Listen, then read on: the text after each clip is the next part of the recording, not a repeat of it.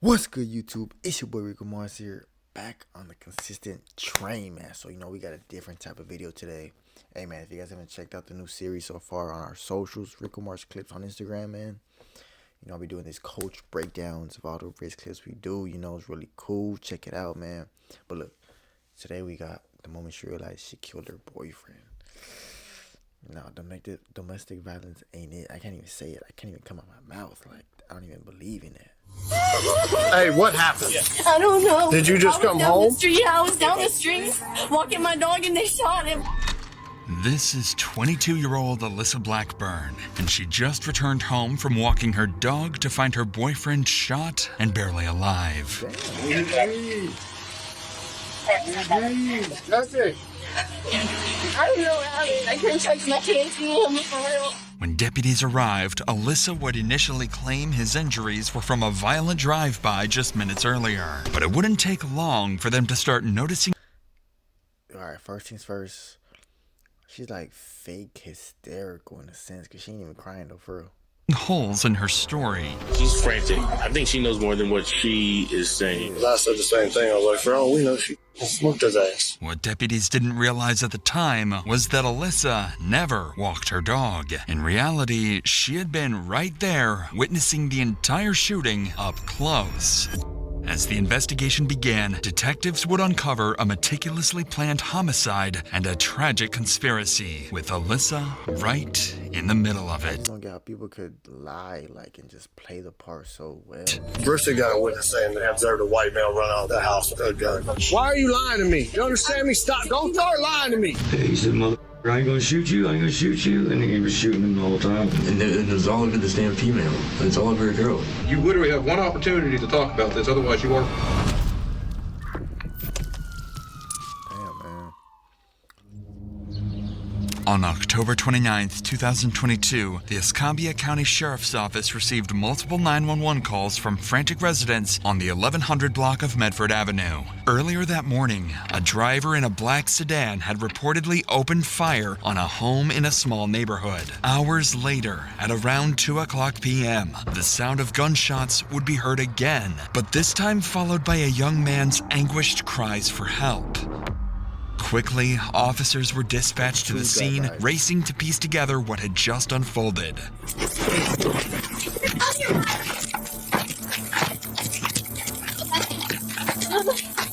What we got? 331, we need EMS and round. Gunshot victim inside the house.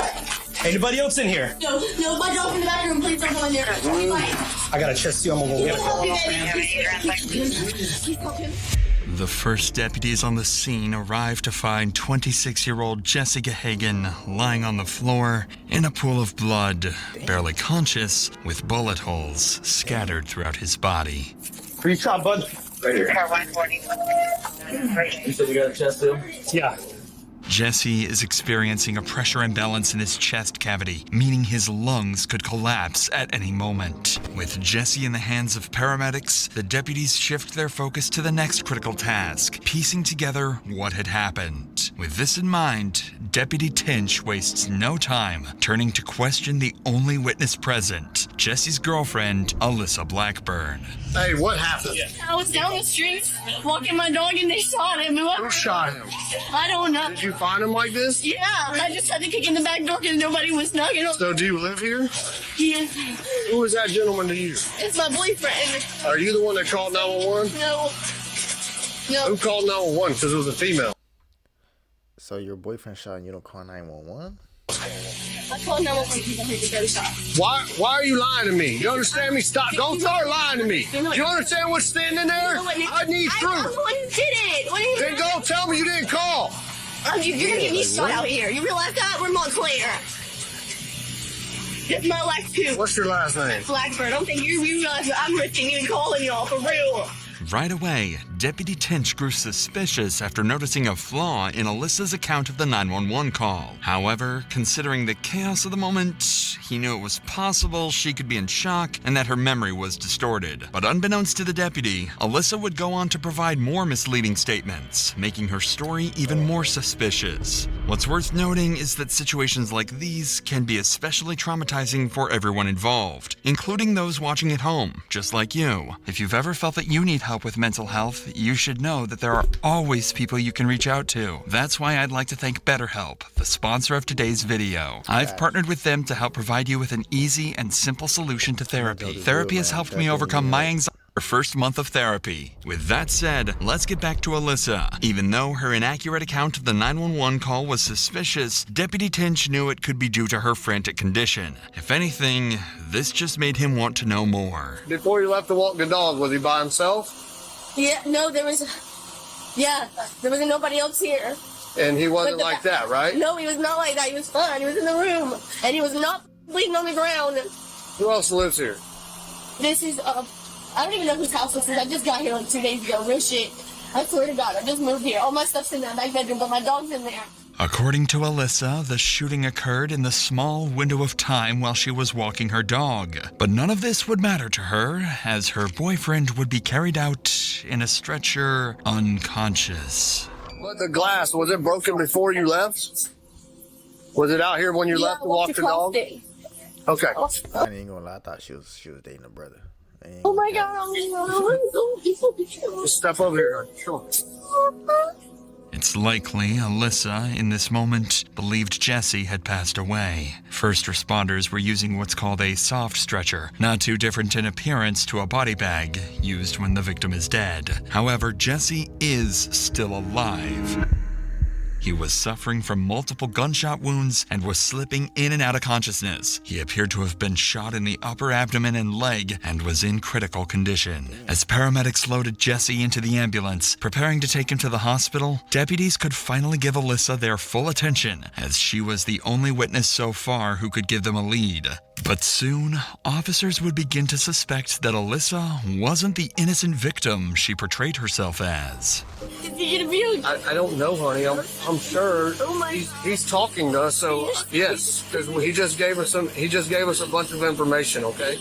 I don't want nobody to see me. Oh my God. See you, okay? Okay. Let's call your parents, okay? Due to Alyssa's seemingly frantic condition, deputies were unable to get any more information from her beyond what she had already recounted. So in an attempt to make sense of the situation, deputies on scene began sharing the information they had gathered, and they quickly started to notice some intriguing details. So I wonder if earlier was a drive-by, this was Target House, and then maybe somebody came back. Bro, it looks like he got shot in the house. That's what I'm saying. Yeah, they're casing dog. Yeah, that's what I'm saying. Whoever, either they bucked us in the house or they know him and let him in the house. Yeah, but her time frame is way off, bro. That's the problem. Is she's like, I asked her who called. She's like, not me. I'm like, it was a female, honey. She's like, okay, I called. And then I said, stop fucking lying to me. This is serious. She's saying that she left to go walk the dog, came home to this. And the time frame is not 4 hours ago. Because she's saying she heard the shots. So it wasn't the... I guarantee you it was. If we can find some cameras. Clearly, Alyssa's story wasn't adding up, and despite her exaggerated crying, officers were growing more convinced that she might have somehow been involved. But without definitive evidence to prove her role in the crime, these suspicions would remain as just that, suspicions, for now.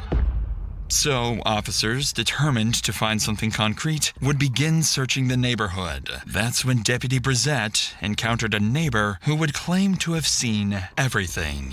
I heard 2 gunshots about 10 o'clock this morning, and I saw a little black car that come and go and come back. You know, I don't know if they had anything to do with it, but it was like they just took off from right over here. Did you hear some gunshots? I was laughing at that. A lot of the fucking cars slowing down. Niggas hella nosy. Like, Yeah, I heard 4 of them. Over here? I just seen a black boy and a white boy just get in the car, and I seen the white boy come out with the gun in his hand. What kind of vehicle? It's like a beat up, old school looking Toyota Camry. And he came out the door, he said, I told them just don't play with me. Was it a black boy or a white boy that got shot? White guy got shot. Ooh, the one that lived there. The tattoos? Yeah. Yeah, that's who. They always going back and forth. With different people? Mm-hmm. Okay. Yeah. Have you ever seen that car in the area before, that white guy? Always there. The camera's always there? Yeah. What these witnesses just revealed was critical. According to them, shortly before the shooting, a beat-up Toyota Camry pulled into the driveway of Alyssa's house. Two men stepped out, one white, one black, and made their way towards the home. Additionally, one witness noticed something even more alarming. The white male was armed, and moments after they entered the house, gunfire erupted, echoing throughout the neighborhood. With this new information at hand, deputies could finally narrow their focus to two prime suspects, who for now would remain unidentified. As for Alyssa, her role in the investigation was still unclear. It still made no sense why she felt the need to lie about her story. And given Alyssa's emotional state, it was impossible to get anything valuable out of her, so her parents were allowed on the scene to help her calm down. In the meantime, deputies would notice the biggest flaw in Alyssa's story yet. She was in that fucking house when it happened. So she did it? No. Bristol got a witness saying that they observed a white male run out of the house with a gun. Oh, okay. This house is not just 2 days lived in. Hang on. Right. There's other people that live there. Right. So who are they? This deputy just picked up on a very important realization. The house Alyssa claimed she moved into with Jesse only 2 days ago looked well lived in, contradicting her entire story. With this new suspicious clue, Deputy Davidson devised a genius solution to finally determine if she was just an innocent witness or if she had a bigger role in the shooting. If I ask if lives here and she says no, she's lying. Why would she lie? Okay, I'm just gonna go for it. Does anybody else live here with you and Jesse? I don't know who lives here and who don't, because there's people here all in and out all the time. I'm not gonna lie to you. There's a dude named, he sleeps on the couch sometimes, I guess. I don't know. Because he was like, I've been letting you stay here because he stayed in tent. But the way they were talking, it sounded like he just got here. You know what I mean? Like, they haven't been there that long. Alyssa finally cracks, admitting that one of Jesse's friends was living in the house with them. This is important because he could potentially be another witness to the shooting or even a suspect. Deputy Davidson would go on to press Alyssa for more information about this friend, but to no avail. And with nothing else to go on, deputies reached a dead end in their investigation. So far, they knew that two unidentified men had carried out the shooting of Jesse and fled the scene in a black Toyota Camry. They also discovered that others had been living in the house with Alyssa and Jesse, opening up possibilities for even more witnesses and suspects. Lastly, Alyssa's account of events had proven quite unreliable due to her frantic condition. So with the on-scene investigation at its end, Jesse clinging to life in the hospital, and Alyssa the only immediate witness, the next move was clear. Take Alyssa to the police station for a formal interrogation and get to the bottom of whatever she's hiding. An hour later, Alyssa and her mom would be transported to the police station and placed inside an interrogation room while detectives gathered all the evidence from deputies. Alyssa doesn't know it yet, but this interrogation would go far worse than she could have ever imagined. Hey, baby. God. Don't touch me! Don't you touch me! There's no reason they have to talk to us by themselves. There's a camera in here. There's audio in here. They can hear everything. Yeah. There's no reason they have to talk to us by themselves. You're right. Alyssa realizes she's being recorded and immediately makes her mom aware. It's clear this isn't her first time in an interrogation room. Unfortunately for her, the cameras would turn out to be the least of her worries. Detectives would walk into the room with a clear plan in mind, figure out why Alyssa lied. If they can press her on the details, she might slip, giving them a real shot at actually solving the case. David Preston, you know David? How do you know him? Experience. Experience? Yes. I got in trouble.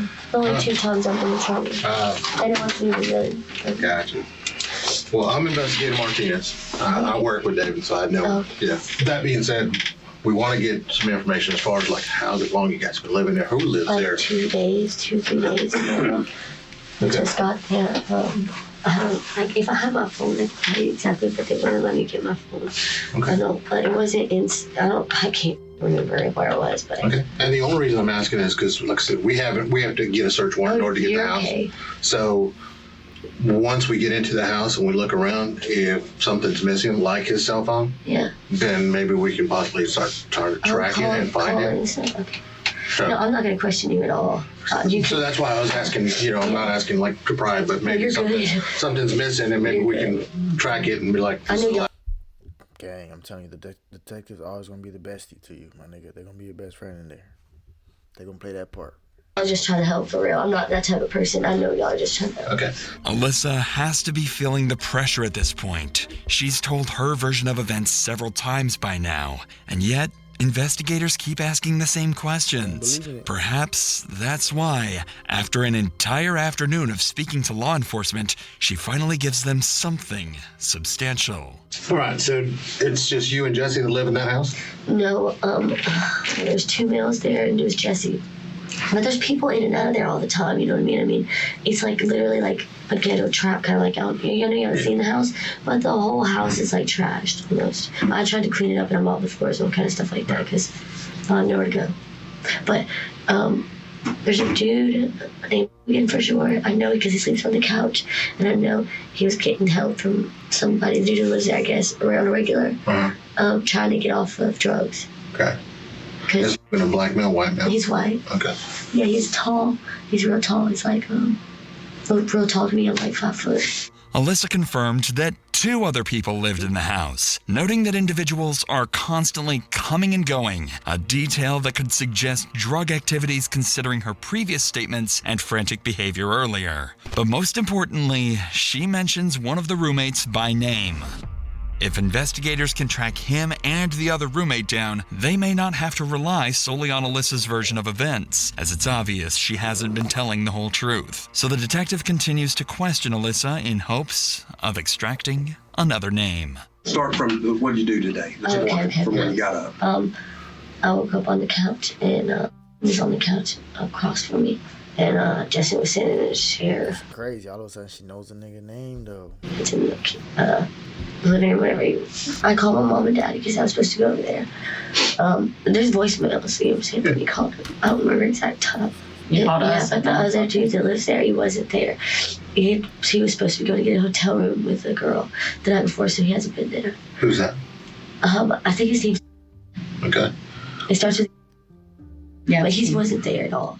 Alyssa doesn't realize it yet, but with the other roommate's name obtained, the investigation has already taken a sharp turn. The detective's top priority is no longer just her story. It's tracking down the roommates she previously lied about who could be key witnesses to the shooting. But before they could get to that, Alyssa and her mother would share one more major detail from the morning of the shooting. We go to my new house where we're building because we're moving into it. We just closed on it. So we go over there. She has somebody else come and get her to go through her paperwork for work and stuff like that because we're moving. And I don't know who it was. It doesn't end up working out because I went to FedEx and stuff like that. And then I got... Did this person come pick you up? Did you call them to come pick you up or they just showed up? It's a friend. I don't really know him like that, you know what I'm saying? Jesse doesn't like anybody to know where we stay at all because what he does, and obviously y'all know what he does, you know what I'm saying? Because I told the police. I don't know if y'all talk. Damn, girl, you snitching on your boyfriend like that, man? That quick? The police, yeah, okay, yeah. And what did he do? Sell drugs? Allegedly. I don't know. What's important? I don't even know if I just used that right. Yeah, he sells drugs. He sells drugs. And what kind of car did this person pick you up? Bro, this girl, she ain't gonna hold you up in the courtroom, gang. The nigga took one question. Allegedly. They said allegedly? Okay, he sells drugs. Like, come on. A black car. Yeah, I don't know what kind of car it was. Just black. It's an older vehicle that doesn't even have the emblems on it. Did you see it? I didn't pay attention. Yeah, it was black. It was Looked black. like it was spray painted? Yeah, maybe. I don't know. It was. I know it was black though. I didn't like old Toyota or something like that. It was definitely a small sedan. What's a sedan? I think it's a car, correct? Yeah. Yes, maybe. Well, that's I think it's 4-door. Alyssa's mother just described the same car that witnesses saw fleeing the scene, a black Toyota Camry. But what's even more crucial is Alyssa's own admission. She was in that very car after being picked up by a so-called friend. With this insight, detectives now have a major person of interest, whoever was driving that black Camry. Now their top priority is clear. Identify this man. Yeah. What's his name, the guy that come and got you? I don't know him. That's what I'm saying. Well, how'd you call him? Jesse, I didn't call him. I said I didn't call him. Oh, he just showed up at the house? Yeah, my brother knows him, and Jesse knows him, and all kind of stuff like that. Like, he comes around all the time and hangs out with him. I don't associate myself with people that he does. I'm not allowed to even be at the house by myself. Is he white or black? He's white, for sure. Can you describe him to us? Well, he's kind of ghetto. I know he's ghetto. He's got tattoos. Yeah. You can tell he's been to jail. 20s, 30s? At least, like, his late 20s. Despite the vague description, detectives can now confirm the driver of the black Camry is a white male in his late 20s with tattoos. Combined with all the other information, these details are enough for detectives to begin searching. But before detectives wrap up Alyssa's interview, they would have to deliver the tragic news of what happened to Jesse. I did just get off the phone with the doctor's office, and he did not survive. You swear to God! You swear to God!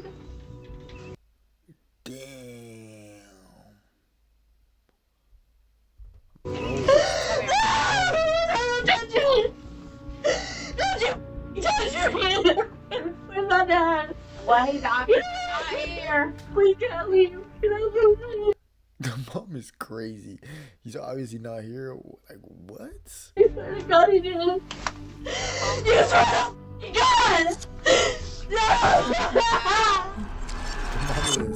Jesse Gehagen had died. Alyssa seemed truly upset at this news, even though she almost certainly expected his death, as detectives would come to find out eventually. But while it's not officially confirmed, all signs point to one chilling reality. This is, most likely, all an act, and it would be revealed soon. Yeah, we can get you out of here. Raise your right hand. Somebody killed your boy. Yeah, I called the police! I tried to save his life! I tried to make it do better, bro.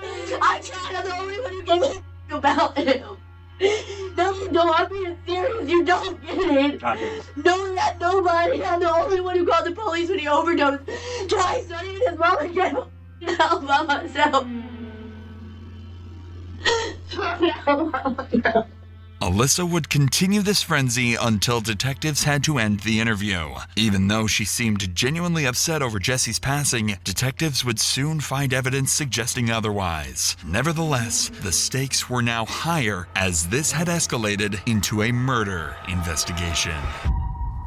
At this point, detectives still weren't sure exactly what Alyssa was hiding, but the interviews that followed would begin to reveal the truth. What's up, Mr. Good, how are you? I'm Investigator Alvarez, the one that you ignored last night. Yes, sir. I know you got my text. This is one of Jesse and Alyssa's roommates. It's unclear how investigators first located him, but what is known is that he was initially reluctant to cooperate, ignoring multiple calls and texts from detectives. Perhaps he was hesitant to get involved, but when he finally agreed to an interview, he would deliver the biggest bombshell yet. All right, man. So let's start from the very beginning, okay? Yes, sir. Now, I know before you came in here, you said he knows who did it and who he can get us hooked up with that person and everything else because he tried catching up with you at Tom Thumb yesterday.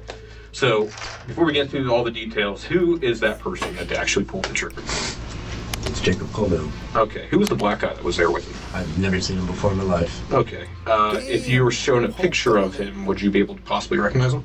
Should be able to. Okay. How long have you known Colville? Colville, I met back in 2018 in Walton County. He was we were in the same little pod together in Walton County. Finally, thanks to the roommate, detectives have identified the white man with the gun, 29-year-old Jacob Colville, the same so-called friend Alyssa and her mother described earlier. But to the detectives' surprise, the roommate had even more to reveal. Colville showed up with his two kids in the car and got out and started an altercation with Jesse. And this is all over a female. This is all over a girl. What's her name? Alyssa Blackburn. I guess Colville's in love with his girlfriend or something. I'm not even sure who the girl liked, if she liked either of them or not.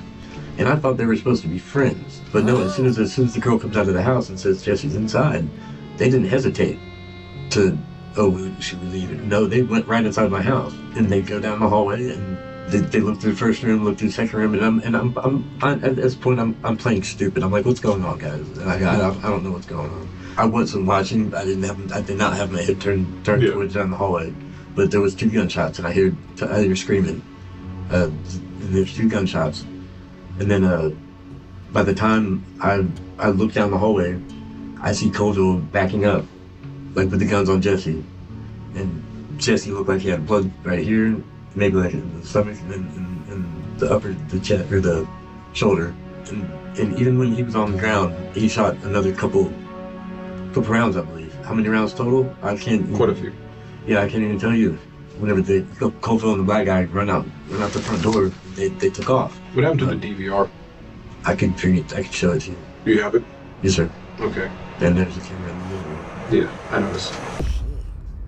What the roommate just revealed to detectives is everything they need They caught the body on camera. to crack this case. It appears that Jesse's murder stemmed from a long-standing conflict that began in an altercation between Jacob and Jesse, likely during the drive-by incident reported earlier that morning, followed by Jacob returning an hour later to fatally shoot Jesse. Meanwhile, Alyssa not only fabricated her entire version of events, but the whole altercation centered around her. According to the roommate, she was in a love triangle with Jesse and Jacob that turned deadly.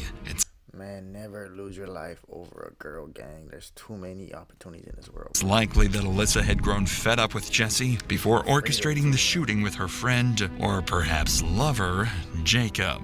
This finally explains why Alyssa had been lying all along. She wasn't just a witness, she was an accomplice to murder. Fortunately, the roommate had the shooting recorded on surveillance camera and agreed to hand it over to investigators, providing them with undeniable evidence to bring the killer trio to justice. This incredible stroke of good fortune would continue when the roommate successfully identified Jacob's accomplice from a photo lineup of known offenders. He was 44-year-old Lawrence Bonner Jr. The Escambia County Sheriff's Department quickly launched a statewide manhunt, alerting police to stations and the public to be on the lookout. Not long after, authorities would make a critical discovery. The black Toyota Camry had been found underneath the mobile highway bridge over 11 Mile Creek, burned down to the frame. While the search for the assailants continued, detectives wanted to solidify their case against Alyssa, so they would bring in the other roommate she mentioned earlier, and he would reveal crucial details about Alyssa's sinister role in her boyfriend's murder. That little black Toyota Camry or Avalon or whatever it was, you know, the car they showed up in? Yes. Whose car is that? I think it's Colville's. He burned it. So. He what? He burned it. Did he? Mm-hmm. Well, yeah. So do you remember any of the conversation that was going on in the house? Like when they come back, you told them that Jesse's hiding in the back, correct? Yeah. Okay. What was being said after that? Nothing. They were so quiet. Okay. They were just creeping through the house looking for Jesse, and they didn't find him at first. You remember seeing Alyssa come in with a gun? Who? Alyssa, his girlfriend, Jesse's? No.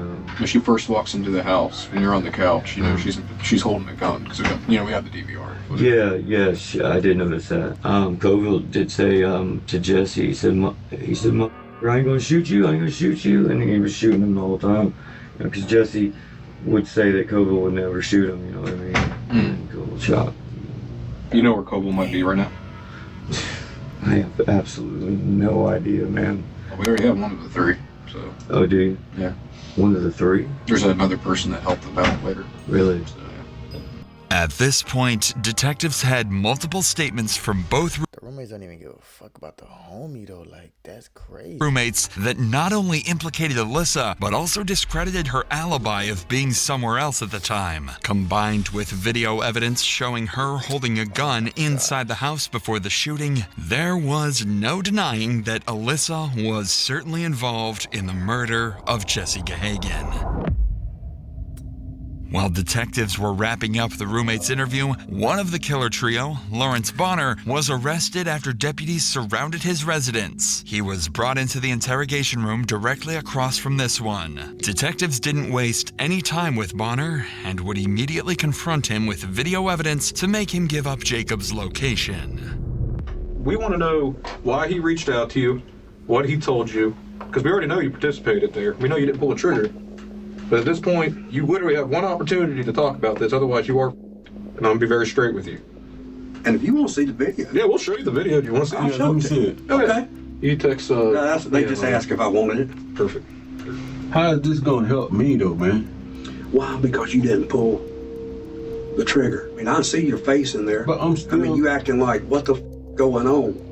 I'm still gonna end up going to jail. You are going to go to jail, but the difference is whether if you decide to be honest and to help out. Either way, this nigga was in like he was looking for like nah, you ain't going to jail. This nigga said straight up, yeah, you're going to jail, but.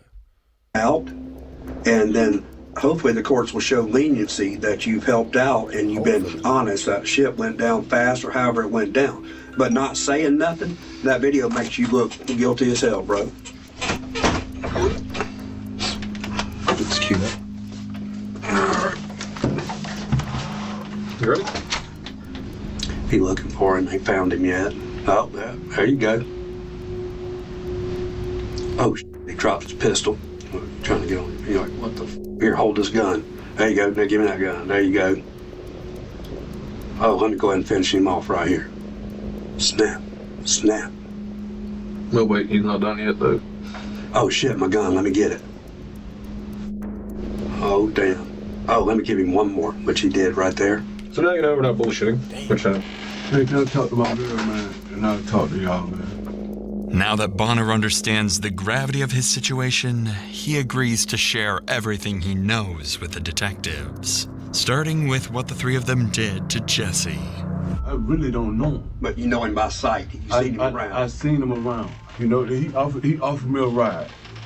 I took the ride, right? Yeah, we put up at the house. The girl in the car, she was just like saying that the dude was selling, but something about the busted the windows or some shit like that though. And then old girl, she's knocking on the door trying to get in. Yeah. And then she comes back to the car and she throws something in the car and then she goes and walks her little dog. And then the rest of it's self-explanatory. We see the shots that happen and all that. Y'all walk back outside and y'all get in the car. And where's the girl? Does she get in the car with y'all? Yeah, she had them ran up. Okay. Bonner had just admitted his role in the shooting, going so far as to confirm that Alyssa had been present the entire time. Under pressure from the video evidence, Bonner would eventually confess to something even more damning. He had provided Jacob with the gun used to shoot Jesse. With that admission, Bonner officially became an accomplice to murder. Investigators would wrap up Bonner's interrogation and book him into jail. One member of the killer trio was down, 2 more to go. A week later, on November 5th, authorities tracked down Jacob Colville in Eustis, Florida, attempting to evade capture disguised in a wig, glasses, and makeup. But his cover didn't last long. An officer recognized him, initiated a traffic stop, and took him into custody. When finally apprehended, Colville was found with a loaded handgun and drugs in his car. He would reportedly state, "I don't regret it," when inquired about the murder. As for Alyssa, a warrant for her arrest was issued, and she was quickly apprehended, held in county jail without bond.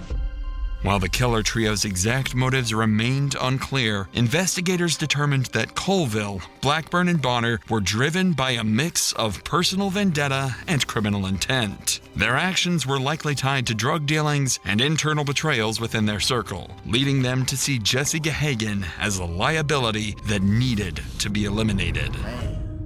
Nearly 2 years later, in June 2024, Colville was sentenced to life in prison for the first-degree premeditated murder of Jessica Hagan. Meanwhile, Lawrence Bonner and Alyssa Blackburn were also charged as principals to first-degree murder. As of this writing, both remain in jail awaiting trial. If convicted, they too will likely face life in prison without the possibility of parole. That's crazy, yo. I ain't even gonna lie. Like, she damn near would have convinced me she ain't do that shit. Like, she really was playing the part, man. That's crazy, man. You really gotta like know who you messing with, all that, bro. Cause shit could get tricky real quick. Know who you doing shit with too, cause niggas snitching out here crazily. Hey, man, let me know if you guys like these type of videos, man. You know, I fuck with these type of videos. I'm down to bring some more to you guys. Excuse me, let's get to 500 subs, man. You know, being consistent all month long and next month, man. It's your boy Rico Mars, and I'm out. Let's get it.